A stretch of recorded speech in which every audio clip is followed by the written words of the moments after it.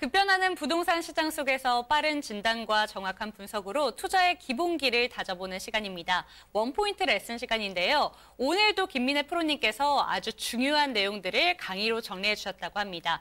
오늘 주제는요. 은퇴자가 꼭 알아둬야 하는 주택연금에 대해서 자세하게 설명 도와주신다고 합니다. 어떤 내용들을 설명해 주실 건가요? 네, 우리나라 그 가계 자산 비중을 보면요. 대부분이 부동산으로 되어 있습니다. 즉 현금 자산이 그만큼 이제 적다라는 얘기가 되겠는데요.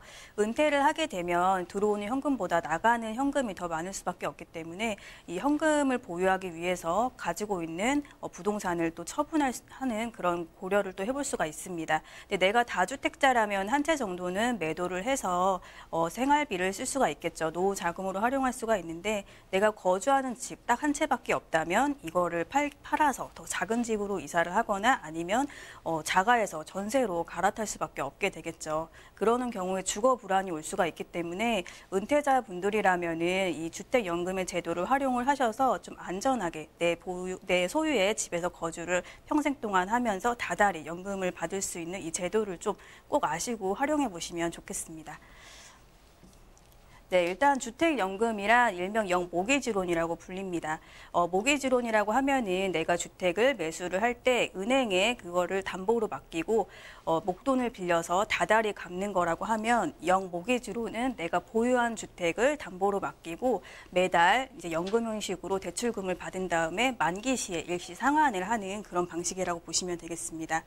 우리나라 주택연금은 시가 9억 원 이하의 소유 주택을 담보로 맡기고요. 담보로 맡기고 자기 집에 거주를 하면서 평생 또는 일정 기간 동안 매달 연금 방식으로 노후 생활 자금을 지급받는 제도가 되겠습니다. 이 평생 또는 일정 기간은 선택하실 수가 있는데요. 이 주택연금에는 가입 조건이 있습니다. 부부 중 한 명이 만 60세 이상이어야 하는 이 나이 조건이 있고요. 독신 가구도 나이가 맞다면 가입이 가능합니다. 그리고 부부 기준으로 시가 9억 원 이하의 주택에 대해서 이제 가입이 가능하겠는데요. 부부 기준이기 때문에 이 소유는 본인 또는 배우자 소유여야 합니다. 뭐 자녀라든지 부모 또 뭐 형제의 소유 그런 주택에 대해서는 연금 가입이 안 된다는 점 말씀을 드리겠고요. 시가 9억 원 이하는 한국감정원과 KB 시세 등의 자료를 바탕으로 판단을 하게 됩니다. 그리고 다주택자의 경우에도 주택을 합산을 해서 9억 원 이하인 경우에는 가입이 가능하겠는데요. 9억 원을 초과를 한다면 그 초과 주택을 3년 이내에 매도하는 조건으로 가입이 가능합니다. 그러면 주택연금 수령액은 얼마나 되는지 한번 보겠습니다. 일단 연금 수령액의 한도 산출하는 방법은 부부 중 연소자, 더 나이가 어린 사람 기준으로 해서요. 미래까지 지급받게 되는 월 지급금 총액을 현재 가치로 환산한 금액인데요. 말이 어려울 수 있지만 미래까지는 100세, 그래서 최대 5억 원의 한도를 해서 월 지급금을 한도를 산출하게 됩니다.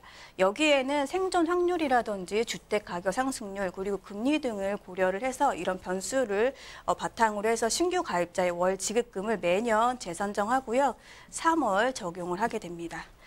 작년 3월 기준으로요. 판단을 해보시면 부부 기준 연소자가 70세 그리고 3억 원의 주택을 연금 가입하게 되면 매달 91만 9천 원을 월 수령 받을 수가 있겠습니다. 근데 이 표의 경우에는 한국주택금융공사에 들어가시면은 바로 확인이 가능하시고요. 그 홈페이지에 들어가셔서 내 나이와 그리고 배우자의 나이 또 주택 가격 시세를 입력을 하시면 예상 이 연금 수령액도 조회가 가능하겠습니다. 그러면 주택연금 언제 가입하는 것이 유리할까요? 일단 주택 가격이나 뭐 가입 연령에 따라서 이 월 수령액이 달라진다고 말씀을 드렸는데요. 주택 가격은 높으면 높을수록 월 수령액이 많아지겠죠. 그리고 가입 연령은 많을수록 많아지게 되는데요. 기대 수명에 가까울수록 지급해야 될 기간이 적기 때문에 월 수령액은 상대적으로 많아지게 됩니다. 그리고 장기 집값 상승률 높을수록 금리는 낮을수록 월 수령액이 많아지게 되는데요. 이런 조건을 따져서 뭐 가입을 하는 것도 좋겠지만 내가 지금 당장 필요하다면은 그 시기가 가장 적절한 시기라고 생각이 듭니다. 한국 주택금융공사에서도 지금 발표한 자료를 보면요, 조기에 가입하는 것이 유리하다라고 합니다. 1943년생 주택가격 3억 원 기준으로 비교를 해보면요, 2008년 65세 때 내가 가입을 했고, 그리고 2018년 75세 때 가입을 했을 때 비교를 해보면요, 지금 이 기대 수명에 더 가깝기 때문에 월 수령액은 당장은 많습니다. 당장은 더 많지만 90세까지 수령하게 되면은 차익을 보시면 한 5천만 원 정도 더 빨리 가입했을 때 수령액이 더 많기 때문에 이런 것들도 잘 좀 보시고 꼭 늦게 뭐 나이가 더 많아서 가입을 해야겠다, 뭐 주택 가격이 오르고 있으니까 좀 더 기다렸다 이렇게 가입을 해야겠다라는 것보다는 내가 적절한 필요한 시기에 가입을 하시는 게 제일 좋겠다라고 말씀드리겠습니다. 그러면 주택가격 상승 시 월 수령액도 늘어나는지에 대해서 궁금하실 텐데요. 주택가격이 변동되더라도 이런 게 처음에 산정될 때 다 반영이 되기 때문에 당초 가입 시점에 결정된 월 지급금을 그대로 수령하게 됩니다. 반대로 주택가격이 하락하더라도 처음에 이 가입 시점에 결정된 월 지급금을 끝까지 수령하게 되는데요.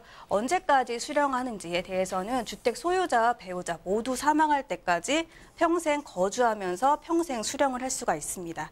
만약에 둘이 거주를 하면서 이렇게 월 수령액을 받다가 한 분이 돌아가시더라도 그걸 2분의 1로 나눠서 받는 건 아니고요. 전체 금액을 계속 꾸준히 돌아갔을 때까지 수령을 하실 수가 있습니다.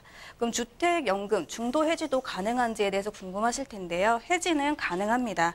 하지만 좀 신중하셔야 되는 게 해지하고 나서 3년 동안에는 같은 주택을 담보로 재가입이 되지 않습니다. 그렇기 때문에 좀 더 신중하게 이 해지를 좀 고려를 하셔야겠고요. 단 재가입 시점에 주택가격 평가액이 직전 가입 시보다 낮거나 같은 경우에는 재가입이 가능한데요.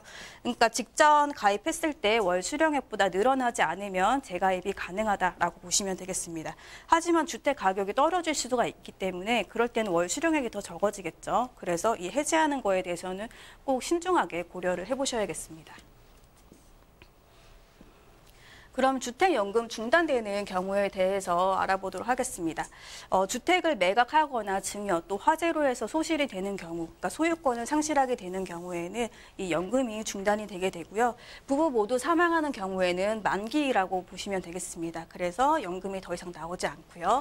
그리고 주택 소유자, 나는 남아있지만 주택 소유자가 사망한 경우에는 6개월 이내에 그 배우자 앞으로 소유권 이전과 그리고 채무 인수를 하셔야 됩니다. 이 기간 안에 하지 않는 경우에는 연금이 중단이 될 수가 있기 때문에 잘 체크하셔서 다시 인수를 하시면 되겠고요. 그리고 가입자, 배우자 모두 1년 이상 여기에 실제로 거주하지 않는 경우에도 중단이 됩니다. 만약에 한 분이 거주하면서도 이 보증금이 있는 월세를 받게 되면은 그 경우에도 중단이 될 수가 있기 때문에 유의하셔야겠습니다. 그리고 가입자 및 배우자 모두 다른 장소로 이사하게 되면 직접 거주를 하지 않기 때문에 당연히 중단이 되게 되고요. 그리고 처분 조건, 약정주택. 아까 9억 원이 초과하게 되는 경우에는 그 초과주택을 매도하는 조건으로 이 가입이 가능하다고 말씀드렸는데 그 처분 조건, 약정주택을 3년 내에 미처분하면은 역시 연금이 중단이 됩니다. 그리고 추가적으로 연금 이용 도중에 이혼이나 재혼을 한 경우에는 이혼, 재혼한 배우자는 주택연금을 수령할 수가 없습니다. 그럼 부부가 모두 사망하게 되면 이 주택은 어떻게 처리가 되느냐 하면요. 이 연금을 상환을 해야겠죠. 그러면 상속인이 현금으로 이 연금을 모두 상환하고 주택을 가져갈 수가 있고요. 아니면 상속인은 주택을 직접 매각한 다음에 이 부채를 상환을 하는 방법이 있습니다. 그리고 주택금융공사가 이 법원 경매를 통해서 또 처분을 해서 부채를 상환하는 방법이 있는데요. 이 주택을 처분을 해서 부채 총액을 다 납입을 했는데도 돈이 남는다면 남은 부분은 상속인에게 돌아가고요.